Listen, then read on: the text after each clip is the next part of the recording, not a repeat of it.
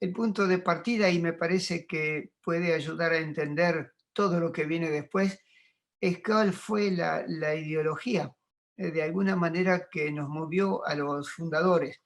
Y básicamente eso se vincula con que tanto Floreal Forni como Héctor Cordone, como yo, formábamos parte del Centro Argentino de Economía Humana, que era de alguna manera una ONG que hacía estudios e investigaciones, digamos, en la órbita y siguiendo las orientaciones de Louis Le Bret, que era un dominico francés que fundó la economía humana en Francia. Y la orientación, digamos, con esta ideología, la orientación era luchar o pelear o actuar para la promoción obrera colectiva. Desde los años 60, digamos, con Floreal y con Cordone, llevábamos a cabo una actividad de educación obrera y de formación sindical. Y en 1963-66, junto con Floreal Forni, organizamos los cursos de formación sindical de la CGT, que acababa de ser normalizada. Entre el 65 y el 69 estuve becado en Francia, estudiando justamente con los institutos de Ciencias Sociales del Trabajo, que es la institución que sirvió de modelo tanto para el CEIL como para la carrera de Relaciones de Trabajo que después creamos en la UBA. Y es en 1971, el 15 de mayo, la fecha, digamos, histórica, la real fecha de creación del CEIL en la Facultad de Ciencias Económicas, el 15 de mayo. Y el 15 de mayo, ¿por qué? Porque es la fecha en que se dictaron casi todas las principales encíclicas sociales de los papas de la Iglesia Católica. Wow. Y la creación esa era yo y mi esposa, Mercedes, que me acompañó durante todo este tiempo en todas las actividades hasta que falleció hace 10 años. Hicimos una serie de actividades importantes hasta que interrumpió mi gestión la dictadura militar. Digamos, además de mi cátedra sobre política y derecho social, hicimos el primer curso de posgrado en Ciencias Sociales de Trabajo en América Latina, que fue la primera experiencia latinoamericana, y después en varios países nos copiaron. Bueno, hubo conflictos, toda esa época muy conflictiva internamente en Argentina, y en la facultad un nuevo decano que subió en medio de estos conflictos decidió disolver todos los centros de investigación que existían y crear un instituto central en la facultad. Y entonces yo tomé contacto con el CONICET, y el CONICET finalmente nos creó como instituto del organismo. De modo que si somos CONICET es como consecuencia de conflictos que hubo en la universidad y de que el CEIL de la facultad fue disuelto y el mismo CEIL se creó en el CONICET. Conseguimos becarios de la OIT, el apoyo de varios personal de apoyo, y básicamente logré en esa época el ingreso de Floreal Forni en el CONICET, que acababa de terminar su tesis en Chicago, la de Raúl Vicio y Héctor Cordone, que yo había conseguido becas para ellos, luego para estudiar en Francia, Juan Yach, que en aquel momento era también uno de los alumnos predilectos de Floreal.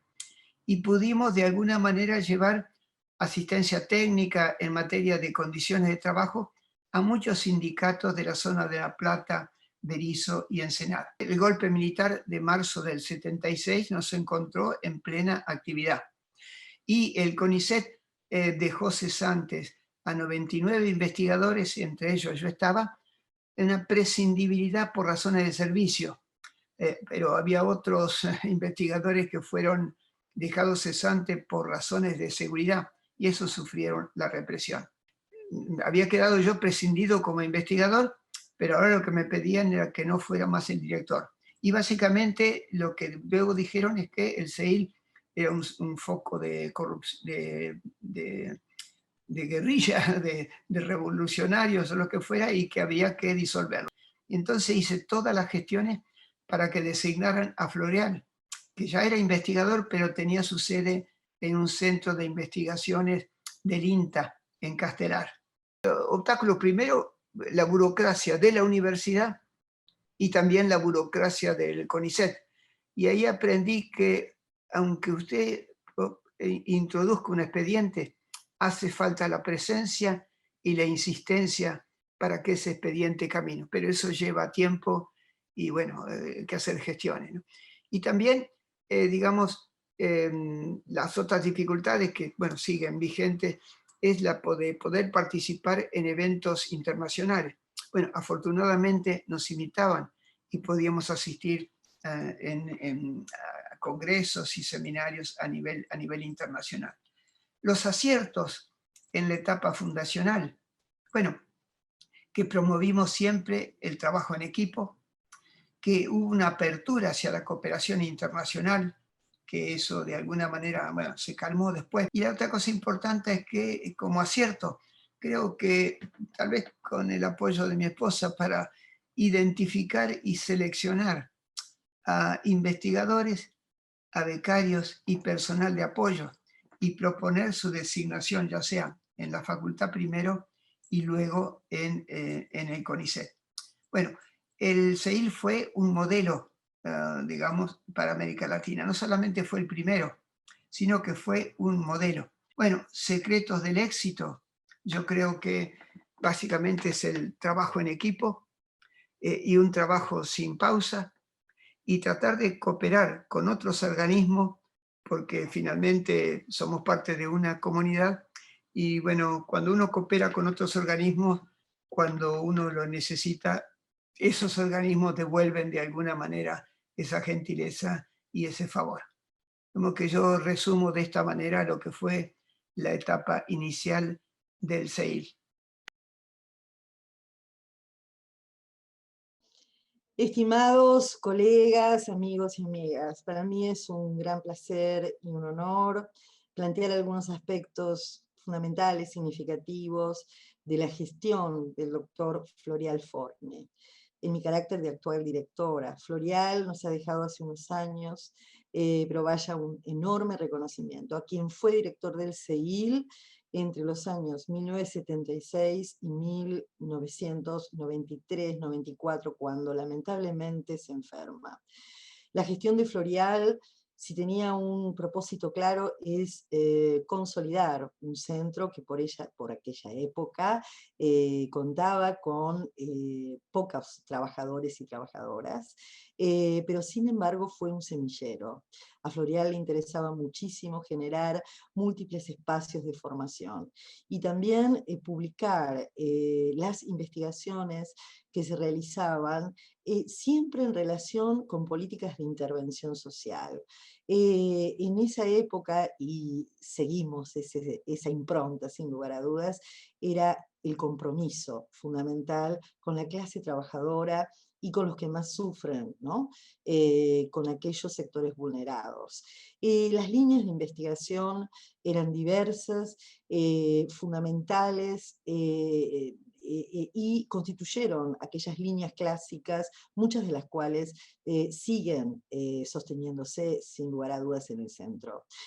Unas tienen que ver con los estudios rurales, ¿sí? Una tradición que desde el comienzo arrojó significativas contribuciones. De igual forma, aquella que tenía que ver con el trabajo industrial, con el empleo industrial, con las formas, digamos, que asumían la gestión y la organización del trabajo, cómo afectaban las políticas empresarias a los trabajadores y el análisis de las condiciones y medio ambiente de trabajo. También el trabajo infantil, quiero decir, fue un aspecto significativo. Por otra parte, también interesaba, ya avanzado los años 80, levantar la voz y someter a la crítica aquello que se denominaba como modernización en las relaciones del trabajo, modernización en las empresas, modernización del Estado, ¿no es cierto? Y en este sentido poder pensar cómo los trabajadores resistían esas reformas. En este sentido también el problema de la formación de los trabajadores ha sido una línea de investigación. Otra tradición fundamental también para el centro, y que era una vieja, de alguna manera, línea de investigación que Florial había desarrollado. Tenía que ver con el campo de la sociología de la religión. Esta área se va forjando, constituyendo, consolidando a mitad de los años 80. Y ahí es cuando justamente se publica el primer número de la revista Sociedad y Religión. Y finalmente, quiero decir, la tradición de los estudios cualitativos. Esto desde el inicio de la gestión de Florial Forni fue un aspecto fundamental, señero y formador de generaciones de investigadores, investigadoras, becarios, becarias, que realmente fue fundamental para el centro y sigue siéndolo, ¿no? Como un sello de identidad del centro. Muchas gracias a todos y a todas. Yo me incorporé al CEIL en el año 1981, el CEIL bajo la dirección de Florial Forni, con una beca de iniciación. Varias cosas me llamaron la atención del CEIL, teniendo en cuenta especialmente ese contexto tan difícil, tan hostil, pero en realidad como contrapartida o como contracara, lo que se me apareció es un grupo, una institución muy pequeña desde el punto de vista del número de sus integrantes, muy consistente en cuanto a ciertos acuerdos sobre ciertos temas, enfoques, problemáticas a investigar, buscando alternativas de distinto tipo, distintas estrategias, algunas más formales, otras más informales, para hacer investigación, muy activa tanto hacia adentro, digamos, pero también hacia afuera. Esta suerte de solidaridad institucional que fue muy importante en esos años, muy promovida desde el CEIL. Yo creo que lo que vi era un acuerdo, aún en ese contexto, para hacer investigación científica, posiblemente, de nuevo, influidos tal vez por la figura de Florial, que ya para entonces tenía un importante reconocimiento nacional e internacional. Y también unido a ese acuerdo para hacer investigación, tratar de publicar los resultados y difundirlos de distintas maneras, ¿no? Por eso, tan tempranamente, el CEIL tiene algunas series, algunas publicaciones que aún hoy continúan y que fueron publicaciones muy autogestionadas, y que fueron, en algunos casos, fueron verdaderamente referencia en algunos temas. Y obviamente un tema muy llamativo era la notable escasez de recursos. Nunca se hizo una estimación, pero yo creo que una parte importante del funcionamiento del centro tenía que ver con, de alguna manera, aportes personales. Anecdóticamente me recuerdo, el centro tenía un serio problema de no disponer de infraestructura, de un local propio. O sea que continuamente se estaba alquilando. Recuerdo desde el año 81, cuando ingresé, creo que hasta el año 84, el centro fue una especie de instituto itinerante porque estuvo en 3 lugares diferentes. Voy a recordarlo ya que estamos haciendo historia. Brasil 1485, que luego fue sede de la CGT Brasil. Callao 67, donde compartíamos el edificio con la CEPAL. Y finalmente, por lo menos hasta ese año, Montevideo 666. Y lo último que quisiera recalcar es esto de por qué un centro tan activo, ¿no? Que me llamó la atención que fuera tan activo en términos de, bueno, mantener actividades internas, seminarios de discusión con obviamente entre los integrantes del centro, pero también con invitados externos, y creo que fue un componente clave de estas actividades, en mantener viva la investigación, de renovar incluso los temas y las discusiones de una perspectiva muy plural, y de sostener esta solidaridad institucional como base para tratar de superar de alguna manera ese momento, ese periodo tan complicado, y creo que de alguna manera eso fue importante porque dejó sentadas las bases para las etapas posteriores de mayor crecimiento del centro.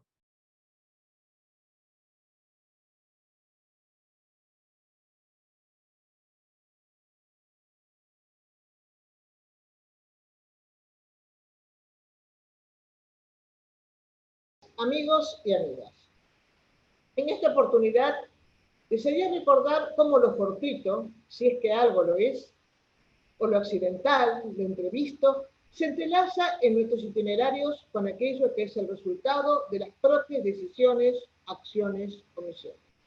Por ejemplo, puede ser fortuito que mi madre tallara en madera imágenes de Dios mientras abría a todos la puerta de su corazón y de su casa.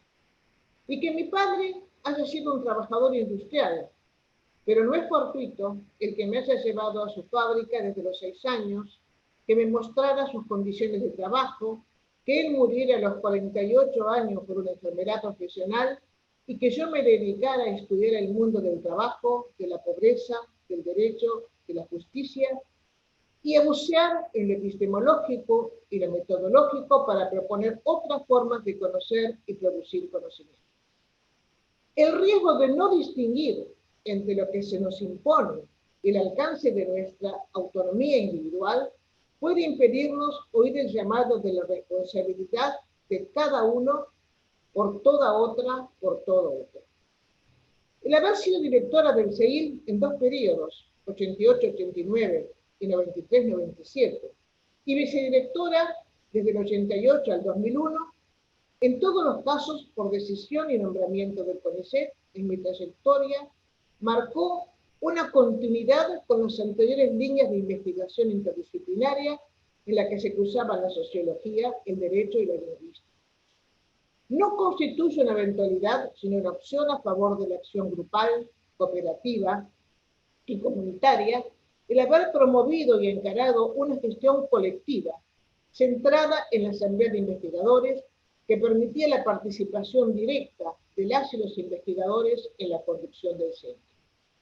Tampoco es una contingencia el haberme resistido a aceptar el pedido realizado al CEIL de evaluar las políticas sociales, económicas y laborales implementadas por el Ejecutivo Nacional, en aquel momento a cargo de Menem. Esas políticas que ya estaban en desarrollo, lo que necesitaban era una suerte de legitimación científica, un halo de credibilidad que avalara los resultados prometidos que, como todos sabemos, no se produjeron. Tampoco es fortuito el haber proseguido a la búsqueda denodada por obtener que el CEIL contara con una publicación académica con la misma perspectiva interdisciplinaria y multimetódica que caracterizaba la producción de las y los investigadores. Así nació el primer número de Dialógica, en el 96, con trabajos de la mayor parte de investigadores del CEIL, con revisores externos e internos, y cuyo segundo número se presentó completo al CONICET sin haber podido contar con financiamiento. 4 de esos investigadores ya no están con nosotros, pero ellos saben que los tenemos en nuestro corazón. Precisamente al año siguiente, en el 78, a mi ingreso al centro, iniciamos con el Dr. Forni el seminario interno de métodos cualitativos que se prolongó por 40 años. A partir del 99 comenzamos a dictar el curso intensivo externo de metodología cualitativa que prosiguió con el sólido proceso de formación de escuela que ya había encarado el CEIL y por el que pasaron más de 500 alumnos de posgrado de las más diversas disciplinas y países. Toda esta labor no hubiese sido posible sin un paso inicial. La publicación en el 92 de 2 obras de mi autoría, primeras en su género en idioma español. Métodos cualitativos 1, los problemas teórico-metodológicos, y métodos cualitativos 2, la práctica de la investigación. Estas obras van a ser complementadas por otras dos. Estrategias de investigación cualitativa en 2006 y Estrategia de investigación cualitativa, volumen 2, en 2019.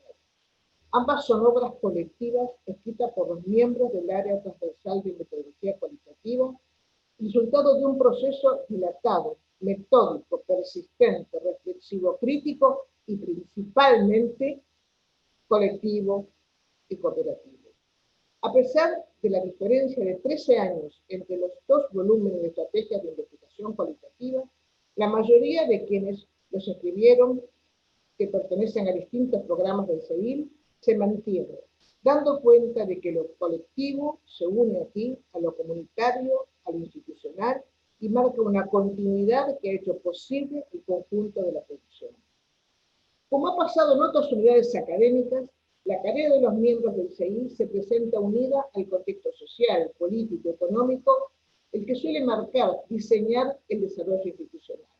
Aún así, y más allá de las particularidades situacionales, los temas y problemas de investigación que se reflejan actualmente en los programas y áreas del CEIL están, en gran parte, enraizados en aquellos otros que supieron vislumbrar hace 50 años quienes fundaron el centro.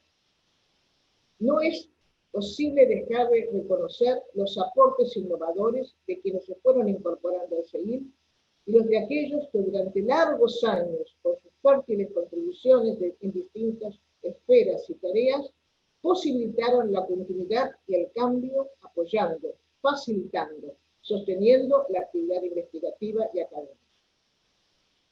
En momentos en que las exigencias de la carrera mueven a debilitar la pertenencia institucional y a fortalecer el valor concedido a la producción individual, cabe nuevamente la distinción entre, por un lado, lo fortuito, lo accidental, lo contingente, lo ineludible, y por el otro lado, el ámbito de la libertad, de la decisión personal.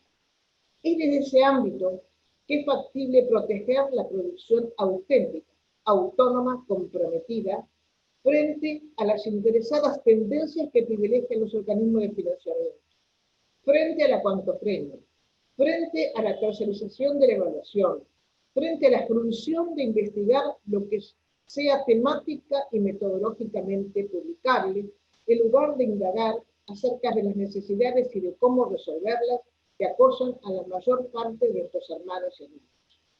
¿No debería acaso ser ellos los principales protagonistas de nuestras investigaciones, no como fuente de datos, sino como origen de las decisiones primero investigativas y después políticas? Por temor en voluntarias omisiones, he preferido no nombrar a todos y a todas las compañeras, a los que agradezco profundamente porque hicieron que la opción por la perspectiva grupal, cooperativa, colectiva, comunitaria sea posible. Que hoy esa perspectiva nos ofrezca los mejores frutos y nos acerque cada vez más a los procesos democráticos y participativos en las que todas y todas podamos actuar como libres e iguales. Muchas gracias.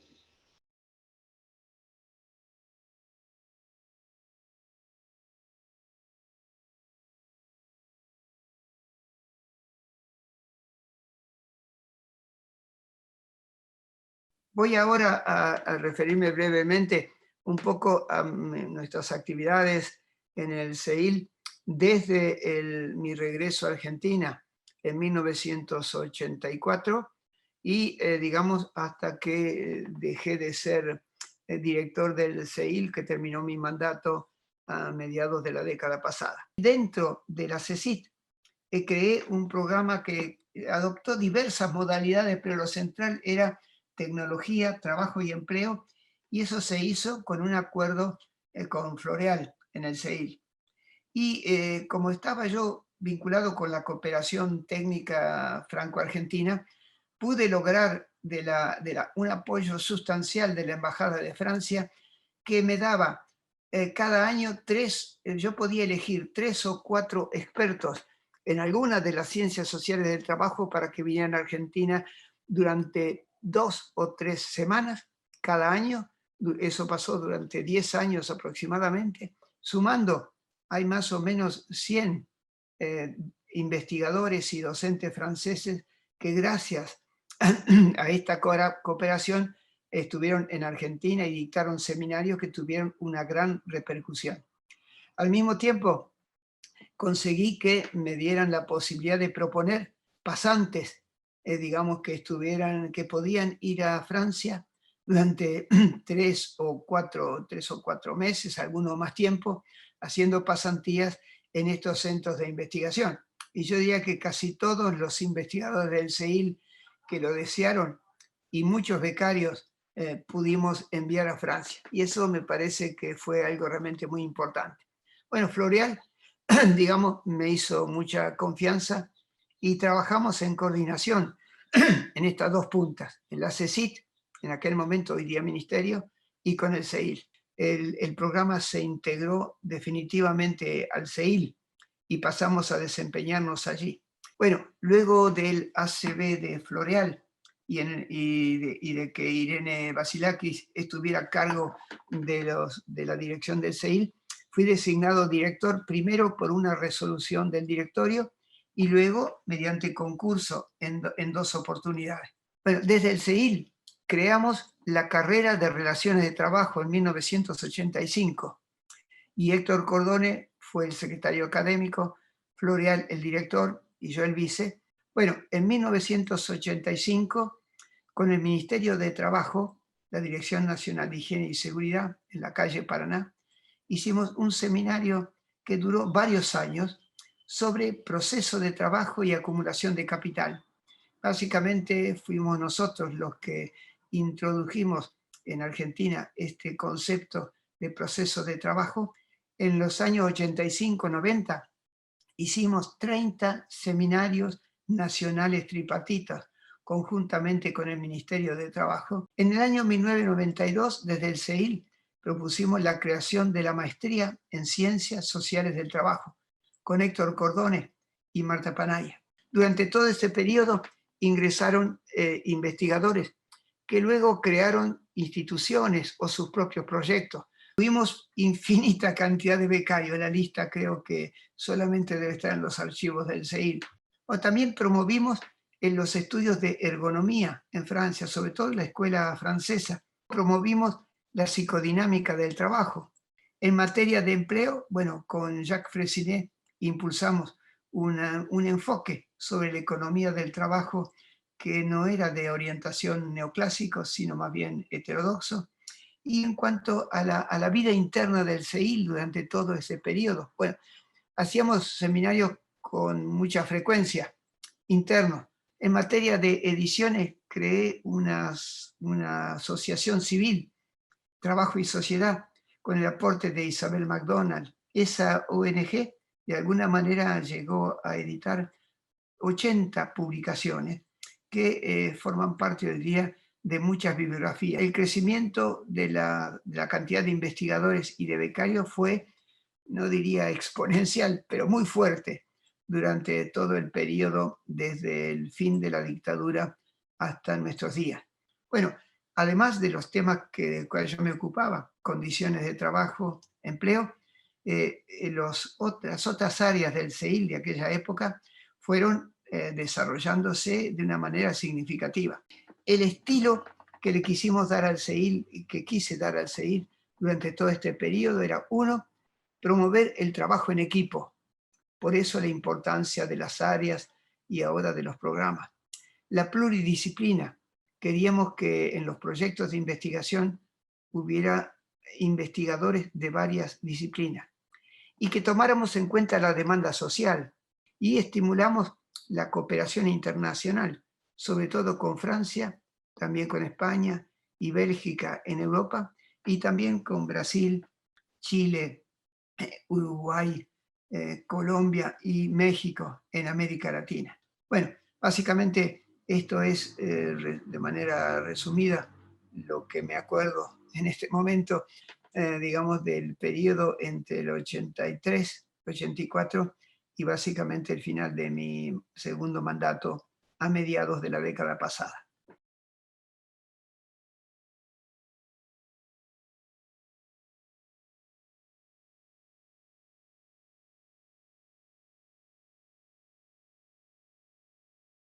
Si bien este periodo no fue totalmente homogéneo, y de hecho algunas preocupaciones estaban presentes antes de 2008, en la gestión de Julio Nefa como director y en mi caso como vicedirector.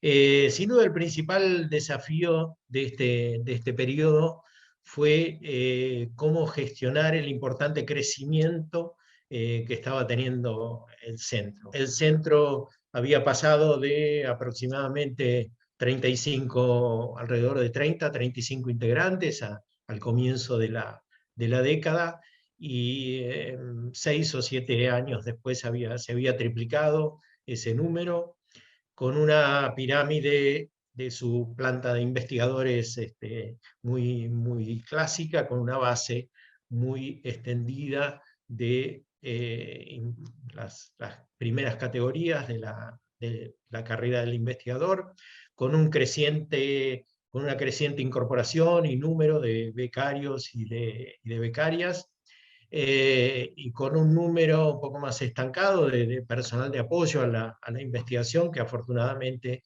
después se fue corrigiendo, ¿no? Cómo en el marco de ese crecimiento, o aprovechábamos ese crecimiento para mejorar la calidad de lo que estábamos produciendo. Creo que una primera decisión importante en ese sentido, y recuperando alguna tradición histórica que tiene el centro, fue tratar de acoplar el crecimiento con la infraestructura disponible. También una decisión importante fue organizar las distintas líneas de trabajo que tenía el centro en programas de investigación. 4 programas de investigación. Por un lado, aprovechar eso consideramos que era lo mejor para aprovechar lo que ya venía haciendo el centro, algunos de sus temas clásicos, lograr una mejor interacción entre los investigadores formados y los nuevos que se estaban incorporando, y habilitar la incorporación de nuevos temas, que efectivamente tanto dentro de las líneas clásicas de trabajo del centro, por ejemplo los relacionados al trabajo o los relacionados al sindicalismo, y también la incorporación de algunos temas nuevos, como los relacionados con la cuestión de género, las nuevas formas de expresión política, no necesariamente de los trabajadores organizados, sino también de otros grupos o sujetos sociales, y algunas cuestiones más vinculadas de orden ambiental o territorial. Creo que también fue muy importante la decisión que tomamos en términos de apoyar a los investigadores en formación, incluyendo becarios, becarias y también investigadores de las primeras, que estaban haciendo sus primeros pasos en la carrera de investigación, tanto a través de algunos mecanismos internos para contener, digamos, y fortalecer ese crecimiento, como concretamente algún tipo de apoyo económico, financiero, para algunas actividades. Por lo tanto, el tema de gestionar el crecimiento nunca estuvo separado de mejorar la calidad de la investigación. Y también hubo un esfuerzo, de nuevo, muy importante en términos de mejorar, generar nuevos vínculos interinstitucionales con relación a la investigación propiamente dicha, pero también con relación a una intensa actividad de vinculación tecnológica que se fue llevando a cabo en esos años y que continúa hasta la actualidad.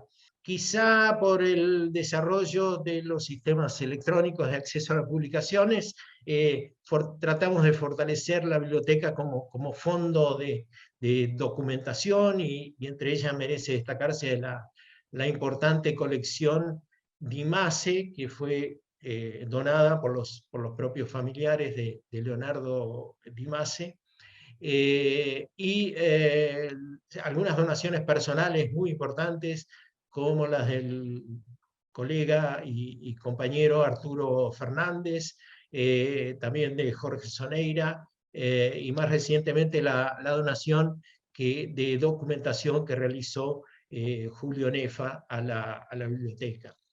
Y por último, yo rescataría también una decisión relacionada con la proyección del centro hacia afuera. Una fue la consolidación y creación de revistas científicas editadas desde el CEIL, una que ya tenía una trayectoria más larga, 2 revistas nuevas. Ahí aprovechamos, bueno, por un lado, la importante base técnica que nos daba el CEIL para poder sostener estas publicaciones.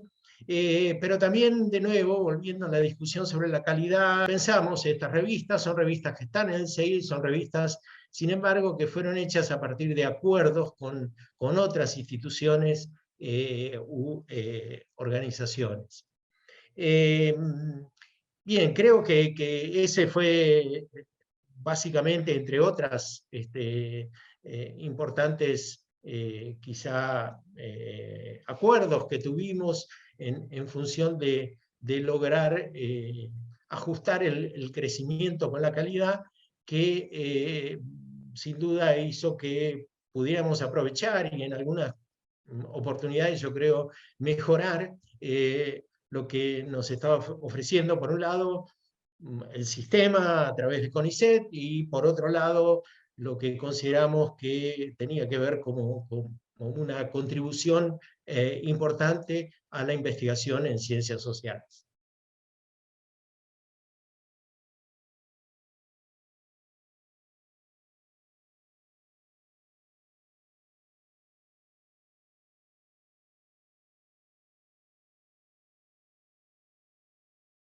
Queridos y queridas colegas, mi gestión ha iniciado en diciembre de 2019. Realmente ha sido un gran desafío, ha estado signada por la pandemia en 2020.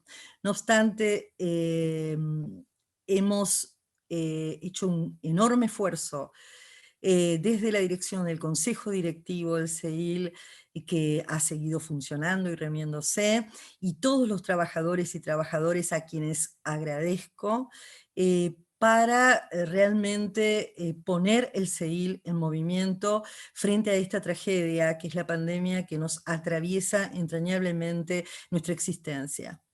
Es así que el CEIL pudo sostener las publicaciones, pudo sostener las revistas, Sociedad y Religión, la revista latinoamericana de estudios rurales, la revista latinoamericana de Antropología del Trabajo, realizar libros en coedición y además realizar informes con investigación situada en un gran número de actividades productivas respecto a cómo está afectando a los y las trabajadoras la situación de pandemia. Realizamos 2 series de informes.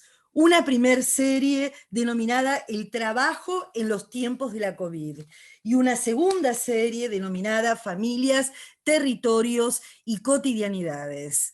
Cabe destacar que estos informes involucraron a más de 40 investigadores, profesionales y técnicos de personal de apoyo, becarios, becarias, que realizaron un trabajo comprometido. Sobre la base de estos informes se realizaron actividades académicas, científicas, donde invitamos a los actores y a las actrices convocadas en estos informes justamente para realizar un diálogo que fue de lo más fructífero para pensar juntos las implicancias de la pandemia en su existencia y en el trabajo.